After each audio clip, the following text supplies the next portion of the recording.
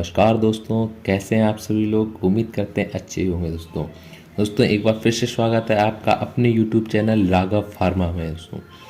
दोस्तों जैसा कि हम लोगों ने लास्ट वीडियो में बात की थी अपने 4th यूनिट का फर्स्ट टॉपिक गैस क्रोमेटोग्राफी के बारे में। आज की वीडियो में फ्रेंड्स हम बात करेंगे HPLC, जो एक खुद में बहुत इंपॉर्टेंट टॉपिक है दोस्तों, हाई परफॉर्मेंस लिक्विड क्रोमेटोग्राफी के बारे में। तो चलिए दोस्तों बिना किसी देरी के बढ़ते हैं अपने टॉपिक की ओर। तो आज का टॉपिक है दोस्तों हमारा HPLC, high performance liquid chromatography दोस्तों, जहाँ पे दोस्तों P का मतलब हम लोग एक समझने के लिए समझ सकते हैं कि जो हमारा ऑपरेटर होगा, जो हमारी इंस्ट्रूमेंट होगा दोस्तों, उसकी परफॉर्मेंस, उसका प्रेशर, उसका पेशेंस, प्राइस, प्रिसीजन, ये 5 चीज़ें हैं दोस्तों जो P को डिफाइन करती हैं। परफॉर्मेंस मतलब वो कैसी परफॉर्म दिखा रहा है, प्रेशर जिसको हम लोग हाई प्रेशर के रूप में भेजेंगे गैस को, फिर पेशेंस, इसमें हम लोगों को धैर्य रखना होगा इसके रिजल्ट आने तक दोस्तों। फिर प्राइस, ये थोड़ा कॉस्टली होता है, एक्सपेंसिव थोड़ा इंस्ट्रूमेंट होता है ये हमारा। फिर लास्ट आता है प्रिसीजन, यानी इसका जो आपका रिजल्ट होगा वो प्रिसाइज्ड होगा, यानी उसमें एरर होने के चांसेस बहुत ही कम होंगे दोस्तों। ठीक है दोस्तों, तो इसमें भी आपका वही है, मोबाइल फेज आपका दोस्तों होता है वो गैस होता है जिसे हम लोग, जैसा कि नाम में लिखा है इसमें हाई परफॉर्मेंस यानी हाई प्रेशर के रूप में आपका बहुत ही प्रेशर से उसको रन कराते हैं इन स्टेशनरी फेज दोस्तों, जिससे आपके सैंपल में प्रेजेंट कंपोनेंट्स आपके सॉल्युबिलिटी के बेस पे अलग अलग सेपरेट आउट हो जाते हैं दोस्तों। ठीक है, वही दोस्तों जैसा कि क्रोमेटोग्राफी का मेन मतलब वही अभी तक हम लोग समझते आए हैं, वही है क्रोमेटोग्राफी। क्रोमेटो मतलब कलर और आपका ग्राफी मतलब डिफाइन करना, कलर के द्वारा उसको डिफाइन करना दोस्तों कहलाता है क्रोमेटोग्राफी। तो चलिए दोस्तों पहले समझ लेते हैं HPLC की डेफिनेशन। तो HPLC is a form of liquid chromatography which is use to separate compounds that are dissolve in solution. दोस्तों जो हमारा HPLC वो किसकी एक फॉर्म होती है, लिक्विड क्रोमेटोग्राफी की एक फॉर्म है, जिसको हम लोग कंपाउंड्स को सेपरेट आउट करने के लिए, जो सॉल्यूशन में डिजॉल्व होते हैं उसको सेपरेट आउट करने के लिए हम लोग यूज़ करते हैं HPLC को दोस्तों। सेकेंड पॉइंट आता है, in HPLC the sample and mobile phase inserted by high pressure, due to the high pressure mobile phase comes down and the rate of elution is high. HPLC में दोस्तों क्या होता है, जब हम लोग सैंपल और मोबाइल फेस को इंसर्ट करते हैं बहुत ही हाई प्रेशर के द्वारा, तो आपका हाई प्रेशर के द्वारा क्या होता है, जो मोबाइल फेस होता है वो धीरे धीरे नीचे आता है, जिससे आपका एल्यूजन रेट है वो हाई हो जाता है दोस्तों। ठीक है, फिर दोस्तों अब आता है हमारा प्रिंसिपल ऑफ HPLC। आखिर हमारा जो HPLC का प्रिंसिपल है वो किस पे बेस होता है दोस्तों, तो इसका हमारा प्रिंसिपल जो बेस होता है वो होता है एडजॉर्प्शन पे दोस्तों। ठीक है, ये एडजॉर्प्शन बेस होगा दोस्तों। ये आप एक बार समझ लीजिए कि HPLC में कैसे हम लोग उसका प्रिंसिपल है। अब ये इंस्ट्रूमेंटेशन नहीं है, ये केवल प्रिंसिपल को समझाने के लिए डायरेक्शन डायग्राम है कि इसमें हम लोग जो गैस है उसको पंप की हेल्प से हाई प्रेशर करके हम लोग उसको स्टेशनरी फेज में दोस्तों रन कराते हैं with the help of mobile phase. और ये कॉलम में आपका स्टेशनरी फेज भरा हुआ है, जिससे जो आपके कंपोनेंट्स हैं उनकी सॉल्युबिलिटी के बेस होके जो आपका एल्यूट है वो कंपोनेंट्स आपके अलग अलग सेपरेट आउट हो जाते हैं दोस्तों। ठीक है दोस्तों, ये है आपका प्रिंसिपल। और थोड़ा पढ़ लेते हैं प्रिंसिपल के बारे में और इसके टाइप्स क्या होते हैं, आइए वो जानते हैं। अब दोस्तों टाइप्स आपके HPLC होते हैं वो 3 टाइप्स के ऊपर बेस्ड होते हैं दोस्तों।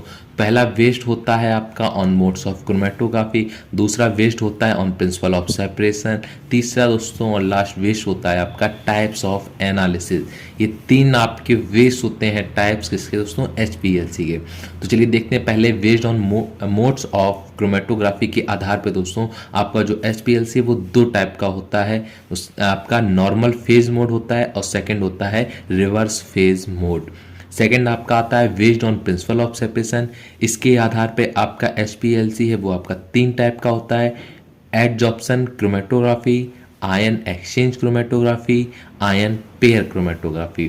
फिर लास्ट आता है हमारा based on types of analysis. Analysis के जो टाइप्स होते हैं उस पर बेस्ड होती है HPLC हमारी 2 टाइप की, क्वालिटेटिव एनालिसिस और क्वांटिटेटिव एनालिसिस दोस्तों, जैसा कि अभी तक हम लोग सब लोग पढ़ा है दोस्तों। प्रिंसिपल में ही एक हमारा इक्वेशन होता है, ये कभी कभार 2 नंबर में पूछ लिया जाता है दोस्तों, तो आप लोग इसके लिए फॉर अपनी तैयारी के लिए पढ़ सकते हैं दोस्तों।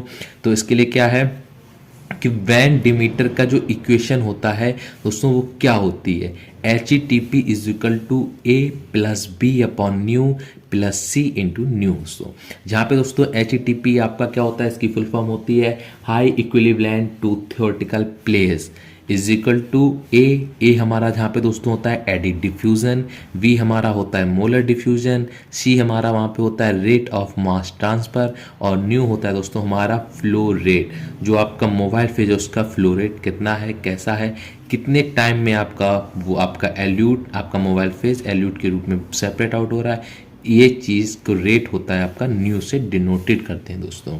ठीक है, अब दोस्तों हमारी नेक्स्ट हेडिंग आती है advantages of H P L C.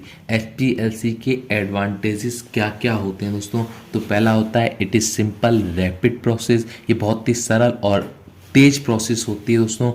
High sensitivity, दोस्तों हाई सेंसिटिविटी क्या होता है, ये इसकी जो सेंसिटिविटी होती है बहुत ही हाई होती है। हाई परफॉर्मेंस, इसकी जो परफॉर्मेंस होती है वो भी बहुत हाई होती है। हाई कॉस्टली यानी बहुत ही ये महंगी आती है। हाईली पेशेंसफुल, इसमें पेशेंस आपको धैर्य बहुत रखना पड़ता है, ऐसा नहीं है कि बस तुरंत आपने एकदम से सैंपल रन कराया मोबाइल फेज के साथ में तुरंत आपको रिजल्ट चाहिए, इसमें थोड़ा धैर्य रखना पड़ेगा। एक्यूरेसी एंड प्रिसीजन, इसकी जो एक्यूरेसी होती है, जो एरर आने के चांसेस होते हैं वो बहुत ही कम होते हैं, इससे एक्यूरेसी आपकी बढ़ जाती है दोस्तों। Mobile phase was chemically inert, जो मोबाइल फेज होता है वो आपका केमिकली इनर्ट होना चाहिए दोस्तों। Early recovery of separated component, जो आपके सेपरेटेड कंपोनेंट होते हैं वो बहुत ही जल्द रिकवर हो जाते हैं, बहुत ही जल्द पहचान लिए जाते हैं, बहुत ही जल्द डिटरफाइन कर लिए जाते हैं दोस्तों। ये इसके कुछ एडवांटेजेस है दोस्तों। अब आता है एच पी एल सी का सबसे मेन हेडिंग दोस्तों, instrumentation of H P L C दोस्तों। ठीक है दोस्तों, ये बहुत ही इंपॉर्टेंट टॉपिक, ऐसे बड़े ध्यान से पढ़िएगा, नोट्स बिल्कुल एक्यूरेट ऐसे ही आप बनाइएगा दोस्तों, ऐसे याद कीजिएगा आप लोग। तो दोस्तों चलिए बढ़ते हैं इंस्ट्रूमेंटेशन की ओर। तो इसके इंस्ट्रूमेंट दोस्तों पहले समझ लेते हैं आखिर इसका डायग्राम क्या है।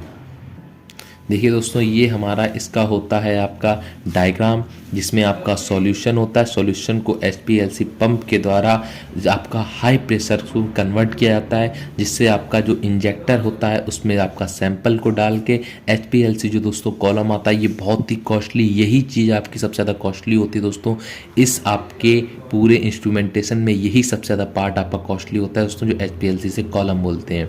इस कॉलम में दोस्तों पहले से आपका स्टेशनरी फेज पहले से प्रेजेंट होता है, जिसमें हम लोग with the help of injector की सहायता से मोबाइल फेज और सैंपल को रन कराते हैं।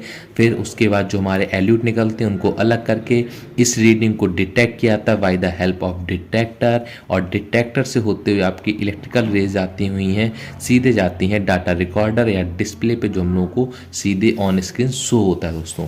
ये इसका आपका इंस्ट्रूमेंटेशन है दोस्तों, ये ओरली मैंने बता दिया। अब चलिए समझते हैं कुछ इसके थ्योरी के पार्ट्स। तो चलिए दोस्तों अब देखते हैं आखिर इंस्ट्रूमेंटेशन के क्या क्या हमारे कंपोनेंट्स प्रेजेंट होते हैं। तो दोस्तों उसमें आता है आपका पहला pump, mixing unit, solvent, degassing, injector, column, detector और आपका डिस्प्ले या स्क्रीन दोस्तों। तो चलिए देखते हैं दोस्तों पहला पॉइंट, पंप क्या होता है। The role of the pump is to force a mobile phase through the liquid chromatography at a specific flow rate. Normal flow rate in HPLC are in the 1 to 2 ml प्रति minute range.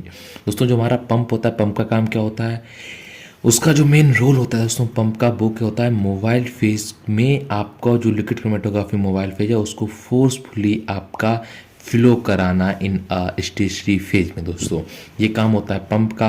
तो जो normal दोस्तों flow rate होता है आपका HPLC में वो कितना होता है, 1 से 2 ml प्रति मिनट की रेंज आपकी होनी चाहिए दोस्तों। ठीक है, फिर नेक्स्ट पॉइंट आता है during the chromatographic experiment a pump can deliver a constant mobile phase composition और इंक्रीजिंग मोबाइल फेज कंपोजिशन दोस्तों। फिर आता है best for the analysis of complex sample, जो आपके कॉम्प्लेक्स सैंपल्स होते हैं उनकी एनालिसिस करने के लिए ये आपकी क्रोमेटोग्राफी बेस्ट होती है दोस्तों। ठीक है, फिर दोस्तों इसमें कुछ टाइप्स होते हैं पंप्स के टाइप्स 3 प्रकार के होते हैं दोस्तों। पहला आता है दोस्तों constant flow reciprocating pump, second आता है आपका सिरिंज टाइप पंप, तीसरा आता है न्यूमेटिक पंप दोस्तों। सेकंड दोस्तों आपका टॉपिक आपका कंपोनेंट आता है, सॉरी दोस्तों, आपका सेकंड कंपोनेंट आता है mixing unit. Mixing unit is used to mix solvents in different proportion and pass through the column. Mixing of solvent is done either with a static mixer which is packed with dynamic mixture which uses magnetic stirrer and operate under high pressure. यही दोस्तों जो आपकी mixing unit होती है उसका आपका काम क्या होता है, उसके नाम से मालूम चल रहा है कि वो आपके कंपोनेंट्स को आपका अच्छा सा मिक्स करता है, आपके सैंपल को आपके मोबाइल फेस के साथ अच्छे से मिक्स करता है दोस्तों। जो आपका मिक्सिंग जो आपका सॉल्वेंट होता है दोस्तों वो किसके द्वारा होता है, स्टैटिक मिक्सर के द्वारा ये प्रक्रिया पूरी होती है। जो आपके डायनेमिक मिक्सर होते हैं और मैग्नेटिक स्टिर होता है, इससे आपका अच्छे से मिक्स किया जाता है दोस्तों। ये आपकी पूरी प्रोसेस होती है दोस्तों हाई प्रेशर पर, ठीक है। ये पूरी ऑपरेट होगी आपके दोस्तों हाई प्रेशर पे। फिर दोस्तों आपका तीसरा कंपोनेंट आता है solvent degassing. Several gases are soluble in organic solvent. When solvents are pumped under high pressure, gas bubbles are formed which will interfere with the separation process, steady waistline and the shape of the peak. Hence degreasing is necessary. जो दोस्तों आपका डिग्रेसिंग जो solvent होता है वो दोस्तों किस लिए ज़रूरी होता है कि कभी कभार क्या होता है दोस्तों, जो आपका सॉल्युबल आपका सॉल्वेंट होता है दोस्तों उसमें आपकी कुछ गैसेस होती हैं वो आपकी पहले से हुई सॉल्युबल होती हैं दोस्तों। जब इसको हाई प्रेशर के द्वारा पंप को आपका हाई प्रेशर के द्वारा जब सॉल्वेंट में एंटर कराया जाता है दोस्तों तो उस पर क्या होता है, गैस बबल्स आपके फॉर्म्ड होते हैं, बनते हैं दोस्तों। वो क्या करते हैं, आपके सेपरेशन प्रोसेस के बीच में इंटरफेयर करते हैं, दिक्कत पैदा करते हैं। इसलिए सॉल्वेंट डिग्रेसिंग को कंपलसरी किया गया है, नेसेसरी किया गया है एसपीएलसी की प्रोसेस में दोस्तों। फिर हमारा नेक्स्ट कंपोनेंट आता है injector. The injector serves to introduce the liquid sample into the flow stream the mobile phase. Typical sample volumes are 5 to 20 microliter. The injector must also be able to withstand the high pressure of the liquid system. There are two types of injector, septum injector और second आता है आपका stop flow. दोस्तों injector आपको किस लिए ज़रूरी होता है कि जो आपका मोबाइल फेज है उसमें आपको सैंपल को रन कराने के लिए दोस्तों आपका इंजेक्टर का होना बहुत ही ज़रूरी होता है।